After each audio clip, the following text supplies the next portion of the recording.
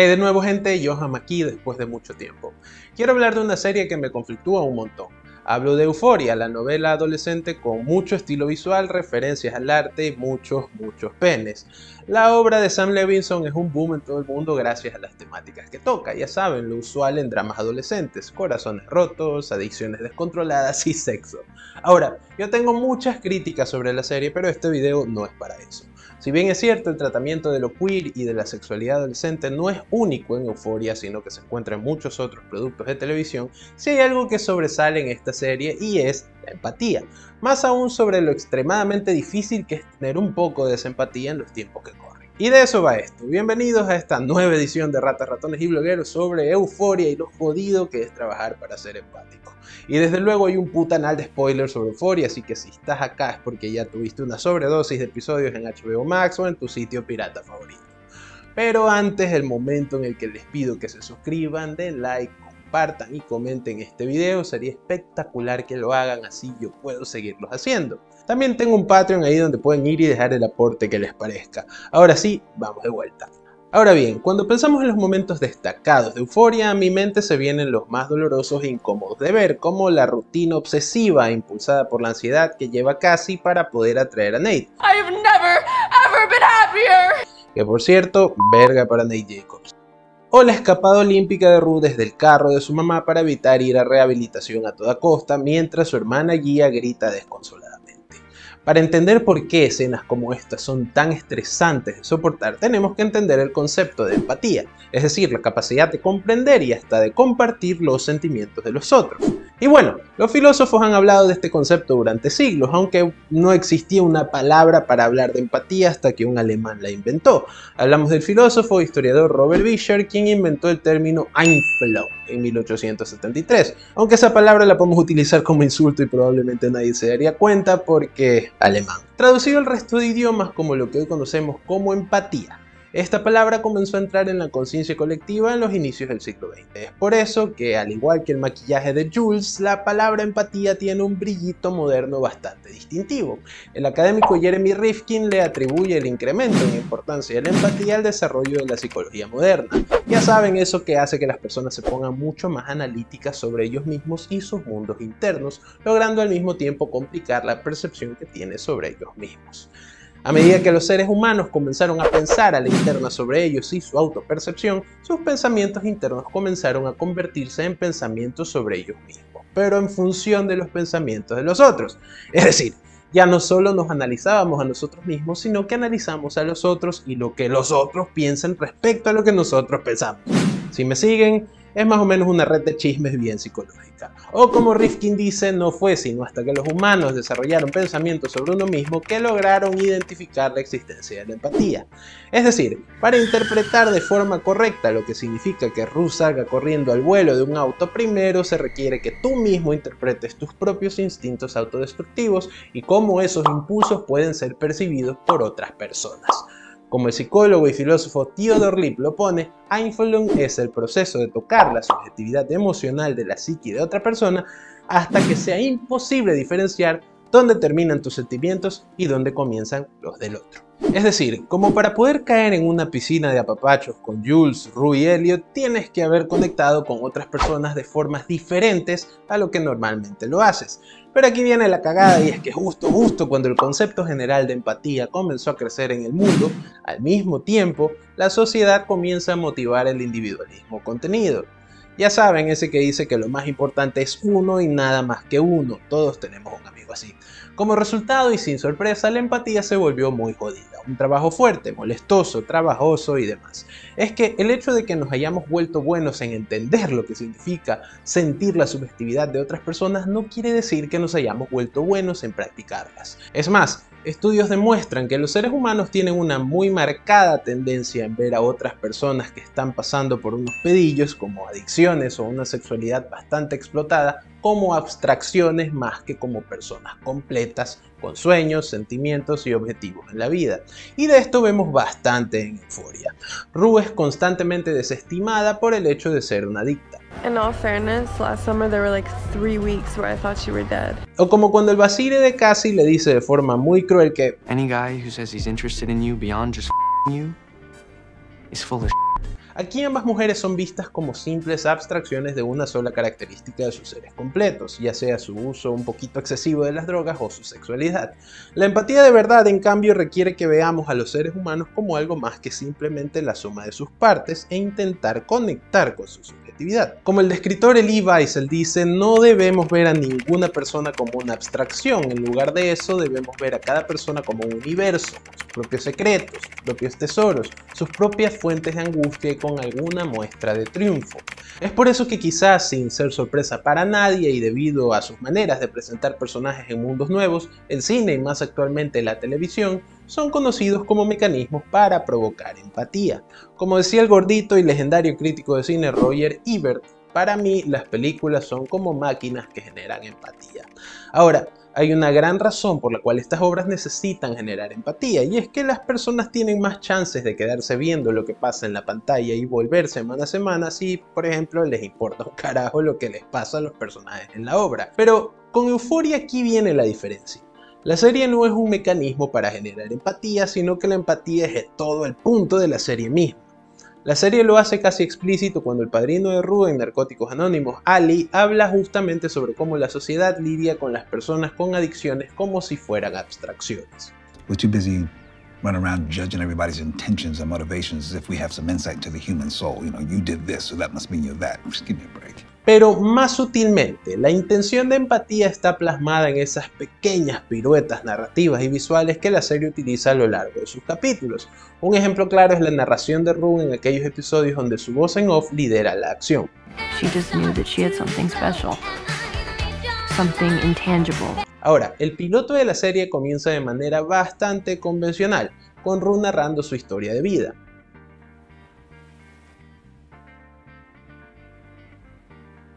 Aunque hay que notar que narra cosas que son imposibles de recordar, como el momento en el que nació o lo que estaban dando en la televisión en ese momento. Esto le da por supuesto una vibra más surreal a la serie. Mientras la serie avanza, esto se vuelve más omnipresente, siendo que hasta el más irrelevante de los personajes obtiene al menos un segundo de narración de Rue. Or they could just sit in silence. They were that close, that comfortable.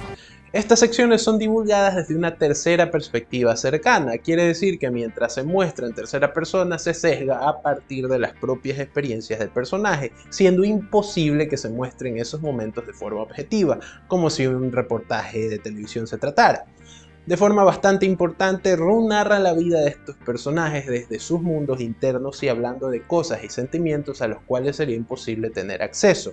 Esto una vez más crea una sensación surreal, pero una sensación surreal de empatía, casi como una super empatía. Y también nos complica la percepción que tenemos sobre estos personajes, porque nos obliga casi que a punta de pistola a entender por qué cada adolescente o adulto de esta serie toma decisiones bastante desagradables, haciendo que en el trayecto reconsideremos a personajes que normalmente descartaríamos o juzgaríamos. Lo que parece que la serie quiere decir es que todos tenemos unos pedillos encima por resolver que nadie podría deducir solo con vernos o incluso conversando con nosotros, al menos que tengan el poder de la empatía. Yo tengo unos pedillos, ella tiene unos pedillos, todos tenemos unos pedillos que resolver. Ahora, es imposible hablar de la producción de empatía de Euphoria sin mencionar su altamente estilizada composición visual, generalmente conformada por tomas que resaltan al personaje en el que quiere enfocarse y con primeros planos o primerísimos primeros planos de sus rostros. Tomas que por cierto son muy intensas, tomas que hasta recientemente eran rarísimas en productos de televisión, ni mencionar en series medio telenovelescas sobre adolescentes. Los close-ups o acercamientos o primeros planos o como les digan en sus tierras provocaron una transformación mega monumental en la historia del cine. El cine tempranero generalmente usaba tomas amplias, planos generales para dar una sensación teatral al ver una película. No fue hasta 1912 en una película llamada Friends que vimos utilizar el primer close-up de la historia del cine, uno del rostro hegemónico de la actriz Mary Pickford. Esto nos dio desde luego mucha más información sobre la condición emocional del personaje. No es sorpresa entonces que Mary Pickford sea considerada como la primera celebridad de Hollywood, ya que mientras los actores y actrices generalmente se iban sin crédito, el crecimiento de los close-ups hizo que la audiencia se comience a relacionar con ellos como si fueran personas de verdad, comenzando a amarlos así como ustedes aman a las Kardashian. Los close-ups de Euphoria generalmente muestran un rostro o parte de un rostro con un fondo desenfocado, ergo solo estamos la audiencia y el actor como para relacionarnos. colocándonos lo más cerca posible visualmente de lo que el actor o el personaje pueden estar sintiendo en ese preciso momento. Pero cuando no te quiere hacer vomitar junto con Cassie en un jacuzzi, Euphoria también tiene otras maromas cinematográficas que se usan para tratar de explotar sensaciones. Es más, la serie usa movimientos de cámara de alto octanaje generalmente utilizados en películas de acción. Mientras son muy cinematográficos, esos movimientos también explotan nuestras emociones. Por ejemplo, la cámara se puede meter en una piscina para mostrar la exuberancia de una fiesta de borrachos en una piscina, o alejarse lentamente para mostrar la soledad de un personaje, o puede desafiar la gravedad para graficar lo que significan las drogas, o por supuesto puede hacer un plano secuencia desde una carreta, food truck, a través de la calle de un festival hasta una rueda moscovita mostrando las intrigas y desastres personales de cada personaje. Esta secuencia en particular es la muestra más clara de las temáticas de este programa. Todos los personajes están en un mismo lugar físico, pero cada uno es un universo intrínseco de sus propios problemas y miserias, y una increíble montaña rusa de hormonas adolescentes, y algunas de esas montañas rusas pueden ser excruciantemente largas. Es que la serie sabe que las tomas largas son buenas para construir tensión, es por eso que, por ejemplo, se usan mucho en las películas slasher. Las tomas o escenas más icónicas y más impactantes de las películas slasher son generalmente aquellas que van justo antes de que el asesino mate, incluso llegando a ser más importantes que los mismos asesinatos. El instinto ante estas tomas generalmente es mirar hacia otro lado en busca de alivio. Al mantener esas largas y constantes tomas, Euphoria no nos da ese alivio. En vez de eso, como una película slasher, nos mantiene ahí, pendientes en la construcción de la tensión. En cambio, la diferencia es que acá no es un asesino enmascarado con un cuchillo quien nos espera al final de la tensión, sino los intensos sentimientos con los que lidian los personajes. Euphoria también es muy conocida por sus tomas de seguimiento que aparecen mientras se forma la tensión. Tomas que ayudan a dar una sensación de eterna vigilancia, lo más parecido a ser un adolescente, dolorosamente consciente de uno mismo, con temor a que alguien nos esté viendo y juzgando. Es más, los colores son igual de vívidos que los movimientos de cámara. Un viaje en bici para ir a ver a tu crush toma una brillante y animada paleta de colores amarillas que evoca esa sensación inefable de vivir en un cuento de hadas cuando te enamoras. Los tonos rosados expresan la sobrecogedora e intoxicada alegría de estar con tus amigos de parranda y por supuesto los tonos azules oscuros sirven para mostrar la depresión latente de Rue. Muchas veces en el cine moderno los movimientos de cámara en mano se usan para colocarte en los zapatos del personaje y darte perspectiva de punto de vista para entender la experiencia del personaje. Pero en cambio las altamente estilizadas decisiones cinematográficas de Euphoria hacen algo diferente. Evocan las descomunales sensaciones de estos personajes sobre sus experiencias. O como el creador de la serie y el señor altamente pretencioso Sam Levinson explicó, trató de evitar el realismo cinematográfico para en cambio hacer de cada escena una interpretación de la realidad o una representación de una realidad emocional. Cada escena contribuye a una sensación emocional de lo que el personaje está sintiendo en vez de acciones de su vida diaria. Los más críticos algunas veces cuestionan el hecho de que la serie se lleva a cabo en la adolescencia y más aún en la secundaria, diciendo que probablemente si los personajes fueran adultos en sus 20s con el cerebro lo suficientemente desarrollados como para ser antivacunas o terraplanistas, la serie sería menos escandalosa. Y la cosa es que el realismo emocional es clave para entender por qué Euphoria solo tiene sentido siendo plasmada con chicos de secundaria. Cuando eres adolescente, tus sensaciones están elevadas a la enésima potencia. Es por eso que el amor se siente literalmente como estar viviendo bajo un cielo rosa y un trago de alcohol pareciera que hace que el mundo comience a dar vueltas. Mientras que nosotros no hayamos tenido la experiencia que los muy experimentados jóvenes de Euphoria tienen, nos podemos sentir relacionados con los sentimientos que han sido plasmados cinematográficamente. Pero ahora ya les voy a explicar qué carajos tiene todo esto que ver con la empatía. Les juro que sí tienen que ver. Y para eso tenemos que volver a nuestro viejito Rifkin, quien menciona que en estos tiempos que vivimos estamos en una cosa que se llama la era de la conciencia dramatúrgica, que quiere decir que vemos nuestras vidas e identidades desde un punto de vista más teatral. El mundo es un escenario en una sociedad ardientemente preocupada por las redes sociales e inundada en vigilancia eterna. No es sorpresa que los adolescentes vivan pegados a sus teléfonos construyendo sus vidas con atención a los detalles como si fueran audiencia o director. Y esas audiencias y las actuaciones que esperan ver cambian con cada interacción. Eso quiere decir que esencialmente nosotros construimos y reconstruimos nuestro ser de interacción en interacción, más o menos como el trabajo de Kat como camgirl va trayendo nuevas facetas de su personalidad mientras actúa según los roles que los hombres quieren que ella represente. Ahora, por ejemplo, ¿Sabían que la terapia de roles en la que los psicólogos hacían actuar a sus pacientes de diferentes personajes era algo muy común entre los boomers? Me refiero a los baby boomers de verdad, sobre todo en su joven adultez. Y hablando de esto, volvemos a Rifkin, que dice que la terapia de rol ya no es más una técnica, sino que se convirtió en una forma de conciencia. Así es, mi doña, mi don, mis doños. Usted y yo somos puro constructo social. Y esto se ejemplifica en cosas sencillas como lo diferentes que somos escribiendo en Twitter a escribiéndole un WhatsApp a nuestra mamá. En nuestra nueva realidad digital estamos comprendiendo y recomprendiendo nuestra propia identidad en cada interacción, creando diversas identidades que son más complejas y matizadas que los entendimientos fijos que las personas solían tener antes. Esto lo vemos mucho en la construcción narrativa de Euphoria, donde cada personaje es muy complejo y matizado mientras exploran sus identidades. Como cuando vemos al papá de Nate como un joven enamorado de otro joven, vemos un lado muy distinto de él, uno súper diferente al monstruo de Chile y abusador de menores que es en la realidad. Es igual entender que la profundidad de la adicción de Rue va muy ligada a la comprensión de cómo le afectó la muerte de su padre. Personajes que serían antipáticos, planos y estáticos en cualquier otro show tienen mucha más profundidad y contexto, haciendo que seamos más empáticos con ellos. Y la empatía extrema de Euphoria se va hacia cada personaje. Y la verdad, honestamente, eso me parece muy bacán. ¿Para qué? Es más, también hay otros que creerían que esto es bacán, como David Hume o Adam Smith, quienes argumentaban que la empatía era un prerequisito para la moralidad. Claro que como no existía la palabra empatía, usaban el término simpatía, pero ustedes me entienden. Y esto tiene sentido, mucho sobre la moralidad tiene que ver en cómo tratas a las otras personas, y es imposible tratar bien a las otras personas sin entender sus complejidades, su humanidad, su subjetividad.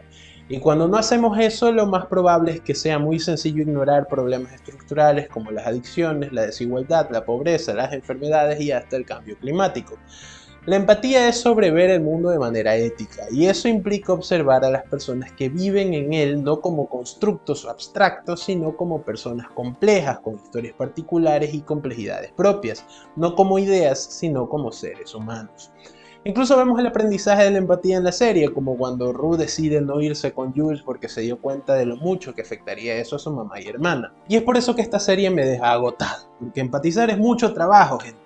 Es trabajo duro y a veces mal remunerado, pero hey, al menos ayuda a tener relaciones más sanas y puede traernos experiencias hermosas en un mundo cada vez más antipático. Pero, ¿qué piensan ustedes? ¿Es Euphoria una clase de empatía o me cansé viendo esta serie varias veces para nada? Los leo en los comentarios. Denle like, comenten y compartan este video en todos los lugares que puedan si les gustó. Así me animo a volver a subir uno de estos cada semana. Agradezco a las personas que han estado comentando en los últimos meses en el canal. Básicamente son la razón por la que volví a hacer videos.